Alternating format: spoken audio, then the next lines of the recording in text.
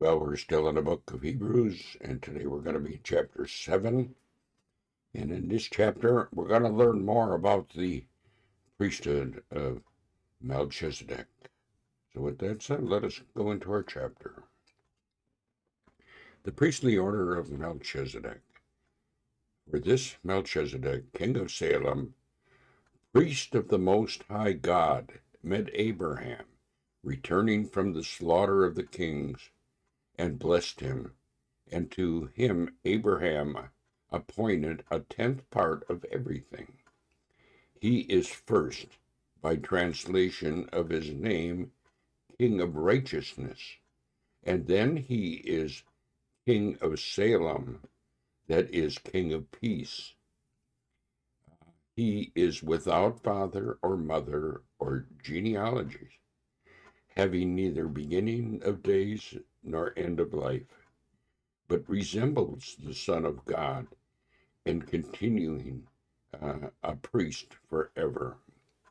Now see how great a man, to whom Abraham, the patriarch, gave a tenth of the spoils, and those descended of Levites, who received the priestly office after a commandment in the law to take tithes from the people, that is, from their brothers. Through those also are descended from Abraham. But this man who does not have his descendants from them received tithes from Abraham and blessed him who had the promise. He is beyond dispute that the inferior is blessed by the superior. In the one case, tithes are received by mortal men, but in the other case, by one of whom it is testified that he lives. One might even say that Levi himself, who received tithes, paid tithes through Abraham, for he was still in the loins of his ancestor when Melchizedek met him. Isn't that amazing? Now Jesus compared to Melchizedek. Now, if perfection had been attained through the Leviticus priesthood, for under it the people received the law, what further need would there have been for another priest to arise after the order of Melchizedek, rather than one name after the order of Aaron? For when there is a change in the priesthood, there is necessarily a change in the law as well. For one whom these things are spoken belonged to another tribe from which no one has ever served as at the altar. For it is evident that our Lord was descended from Judah, and in connection with the tribe of Moses said nothing about a priest.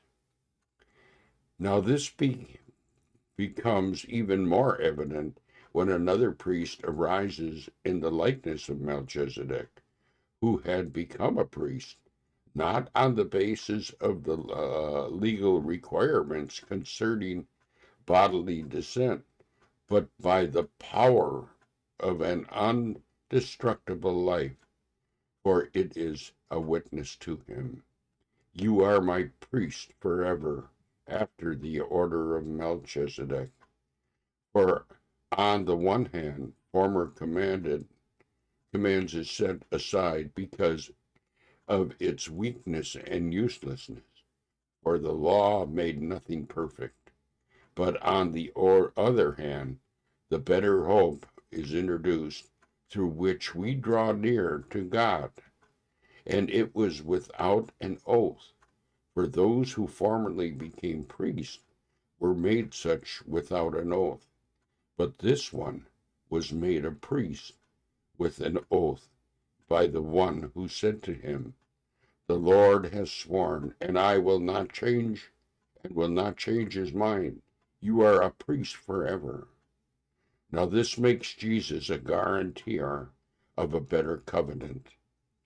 The former priests were made in numbers because they were prevented by death from continuing in the office, but he holds a priesthood permanently because he continues forever.